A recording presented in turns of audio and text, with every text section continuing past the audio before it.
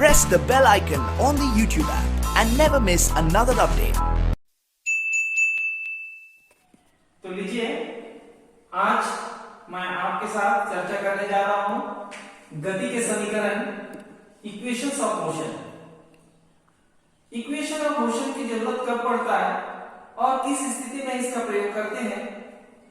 मान लीजिए कोई कार अचानक ब्रेक लगा देती है चलते चलते, तो मान लीजिए 3 सेकंड बाद वो रुकती है तो कितना दूर चलेगी, या इस ऑब्जेक्ट को यहां से गिराएंगे और गिराने के बाद ये मान लीजिए 3 सेकंड पश्चात पृथ्वी से टकराती है तो यहां से यहां तक की हाइट कितनी होगी। ये सारे कैलकुलेशन करने के लिए हम गति के समीकरण का प्रयोग करते हैं। तो गति के 3 समीकरण होते हैं। First equation of motion, v is equal to u plus at। द्वितीय समीकरण s is equal to ut plus half at square। और तीसरा जो समीकरण होता है वो होता है v square is equal to u square plus 2as। ये 3 समीकरण है। इसे प्रथम समीकरण कहते हैं, first equation of motion. This is second equation of motion and this is third equation of motion. तो आज हम एक के बाद एक इक्वेशन का डेरिवेशन प्राप्त करेंगे। इसे प्राप्त करने के 3 विधियां हो सकता है। फर्स्ट सिंपल मेथड, साधारण विधि से हम ज्ञात कर सकते हैं। सेकंड जो होता है ग्राफिकल मेथड, जिसमें हम ग्राफ के माध्यम से समीकरण को प्राप्त कर सकते हैं। और तीसरा मेथड जो होता है इंटीग्रेशन या डिफरेंशिएशन मेथड, समाकलन विधि से भी हम इक्वेशन ऑफ मोशन को प्राप्त कर सकते हैं। तो लीजिए, सबसे पहले मैं आपको बताना चाहूंगा कि सिंपल मेथड में इक्वेशन ऑफ मोशन को कैसे प्राप्त करते हैं। तो derivation of first equation of motion, derivation of first equation of motion. तो derivation of first equation of motion, यहां पर प्रथम समीकरण की स्थापना, प्रथम समीकरण की स्थापना। तो हम मान लेते हैं कोई पिंड एक समान त्वरण a से गतिशील है, यानी the body is moving with uniform acceleration a, its initial velocity is u, initial velocity is u, प्रारंभिक वेग। यानी यहां पर समय t1 is equal to 0।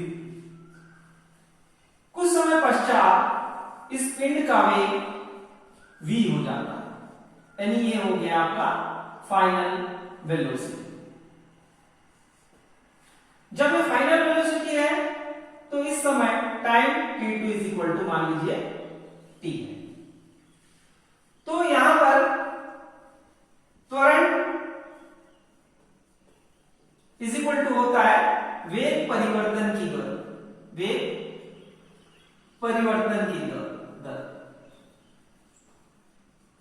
यानी acceleration is equal to rate of change of velocity, rate of change of velocity. तो यहां पर rate of change of velocity, तो acceleration a is equal to final velocity, final velocity minus initial velocity upon final time minus initial time, final time minus initial time, यानी अंतिम वेग, अंतिम वेग minus प्रारंभिक वेग बटे अंतिम समय माइनस प्रारंभिक समय। तो यहां पर हम देखें तो a इज इक्वल टू हो जाएगा v minus you upon t minus 0। अंतिम समय माइनस प्रारंभिक समय, यानी यहां पर a इज इक्वल टू हो जाएगा v minus you upon t। t a के साथ गुना हो जाएगा, मल्टीप्लाई हो जाएगा, यानी v minus u is equal to 80, यानी v is equal to u plus 80। ये u माइनस है, इधर जाकर के प्लस हो जाएगा, यानी यहां पर v is equal to u plus 80 होगा। यानी अंतिम वेग बराबर हो जाएगा यहां पर प्रारंभिक वेग प्लस वेग में वृद्धि या कमी। अगर एक्सीलरेशन नेगेटिव होगा then it will be decrease in velocity, in here initial velocity, so final velocity is equal to initial velocity plus change in velocity, or increase or decrease in velocity will be here. So this is called first equation of motion. आगे हम बात करेंगे द्वितीय समीकरण की स्थापना, derivation of second equation of motion. So same thing you have to consider here. माना कि एक पिंड एक समान त्वरण a से गतिशील है, इसका प्रारंभिक वेग u है और t समय पश्चात इसका अंतिम वेग v हो जाता है, और इस समय इसके द्वारा चली गई दूरी s हो जाता है। चली गई दूरी s है, या डिस्प्लेसमेंट बोल सकते हैं, डिस्प्लेसमेंट s। ये अगर x1 है, इसका पोजीशन x2 है, तो s is equal to x2 minus x1 displacement. तो यहां पर चली गई दूरी s है। Here initial velocity is u, final velocity is v, uniform acceleration is a, and time interval is here again t. So here average velocity जो औसत वेग है, हम दोनों वेग, दो प्रकार का यहाँ पर वेग है, प्रारंभिक वेग है और एक अंतिम वेग है, दोनों को जोड़ेंगे, यानी final velocity plus initial velocity, final velocity plus initial velocity bye 2, यानी अंतिम वेग और प्रारंभिक वेग दोनों को जोड़ेंगे और जोड़ करके 2 से भाग कर देंगे, तो औसत वेग यहां पर निकल जाएगा, यानी v average is equal to यहां पर हो जाएगा अंतिम वेग v, प्रारंभिक वेग u बटे 2 यहां पर प्राप्त होगा। चूंकि पहले हमने निकाल लिए v is equal to u plus 80, so put that value here, so v average is equal to आ जाएगा u plus 80 plus u बटे 2। so here u plus u यहां पर आ जाएगा, v average is equal to 2u plus 80 upon 2। इसे हम separate कर सकते हैं, v average is equal to 2u upon u plus 80 upon 2। तो यहां पर 2 कैंसिल हो जाएगा, यानी v average is equal to बचेगा यहां पर u प्लस 1/2 80 बच जाएगा। अगर ये औसत वेग है, then displacement is equal to average velocity into time interval, यानी यहां पर जो विस्थापन होगा वो दो चीज का गुणनफल होगा, चली गई दूरी जो है औसत वेग और समय अंतराल के गुणनफल, यहां पर समय अंतराल इन दोनों का गुणनफल होगा, यानी विस्थापन यहां पर s है और औसत वेग v एवरेज है इनटू टाइम इंटरवल है t माइनस 0। तो इस प्रकार s is equal to p average का मान है u प्लस 1/2 AT है इंटू t। अब ये t u के साथ मल्टीप्लाई हो जाएगा, तो s is equal to ut plus half AT square होगी। यानी यहां पर सेकेंड इक्वेशन ऑफ मोशन जो होगा s is equal to ut plus half AT square होगा। अब हम गति के थर्ड इक्वेशन ऑफ मोशन की स्थापना करेंगे। यहां पर थर्ड इक्वेशन ऑफ मोशन को दो मेथड से हम डिराइव कर सकते हैं। यहां पर थर्ड इक्वेशन में हम देखेंगे कि यहां पर t नहीं है, यानी हम पहला समीकरण से t का मान निकाल करके अगर हम दूसरे समीकरण में मान रखेंगे तो यहां पर तीसरा इक्वेशन प्राप्त हो जाएगा। That means you are getting the value of t from first equation and putting this value in the second equation, then you can obtain third equation। तो हम मान लेते हैं यहां पर जो एक पिंड है वो एक समान त्वरण a से गतिशील है, इसका प्रारंभिक वेग u है और t समय पश्चात इसका वेग v हो जाता है, यानी अंतिम वेग v है और इसके द्वारा चली गई दूरी s है। You are taking here, let a body is moving with uniform acceleration a, its initial velocity is u, and after time t its velocity becomes v, final velocity is v, and the distance traveled by the body is s। Then from first equation of motion, प्रथम समीकरण से गति के प्रथम समीकरण से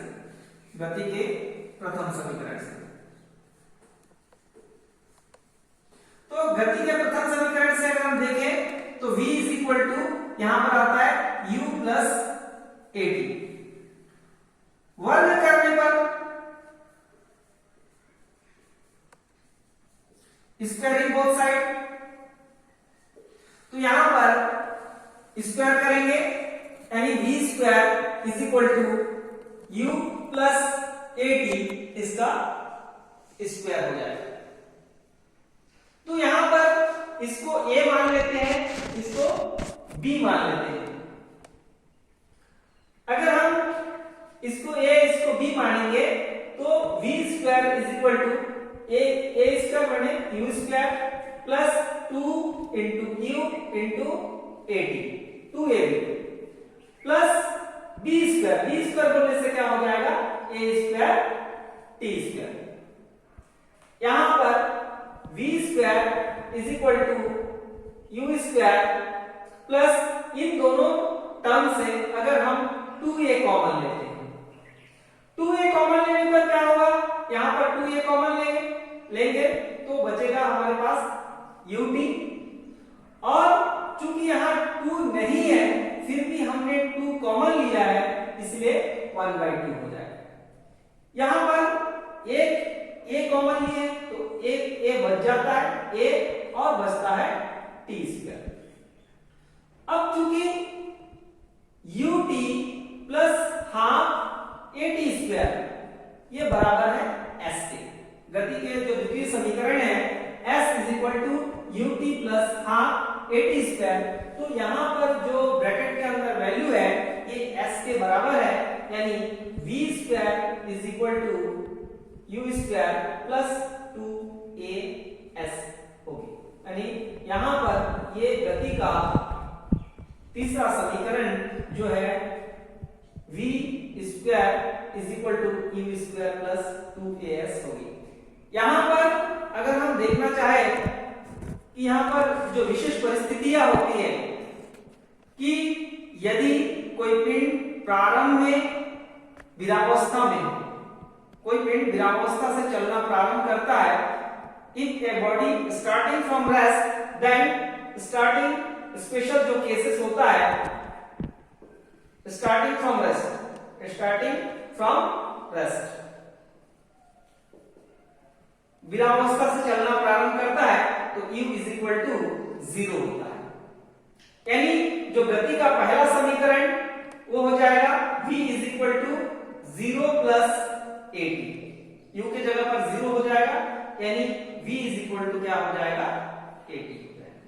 दूसरा समीकरण s is equal to ut plus half 80 square, यहां पर s इक्वल टू 0 इंटू t प्लस हाफ 80 स्क्वायर, यानी दूसरा समीकरण जो है s equal to half 80 square के बराबर है। इसी प्रकार तीसरा समीकरण जो है, अगर v square is equal to u square यानी 0 का स्क्वायर प्लस 2as, यानी यहां पर जो वैल्यू होगा वो 2as के बराबर होगा। यानी यहां पर पहला समीकरण का रूप इस प्रकार हो जाएगा v is equal to 80, s equal to half 80 square और v square is equal to 2as। इसी प्रकार यदि ब्रेक लगाने के पश्चात गाड़ी रुक जाती है, मैंने brake is applied and body और car becomes rest, then the final velocity will be 0।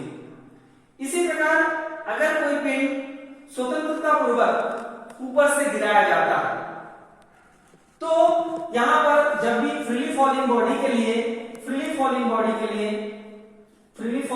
के लिए होता है कि स्वतंत्रता पूर्वक गिराते समय यहां पर a का वैल्यू g के बराबर हो जाता है और s के बदले में क्या हो जाता है h, हाइट।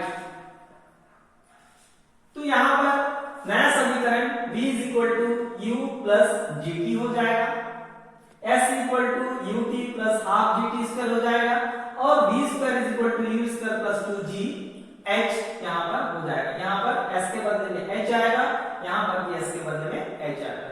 यदि पिंड को ऊपर फेंका जाए तो इस समय a का वैल्यू माइनस g हो जाएगा। तो इस चीज को आपको ध्यान रखना है कि किस समय में प्रारंभिक वेग 0 होता है, किस समय अंतिम वेग 0 होता है, किस प्रकार हम त्वरण को गुरुत्वीय त्वरण के रूप में ले सकते हैं। ये सारे डेरिवेशन के माध्यम से आप सारे जो न्यूमेरिकल प्रॉब्लम है उसको आप सॉल्व कर सकते हैं। धन्यवाद।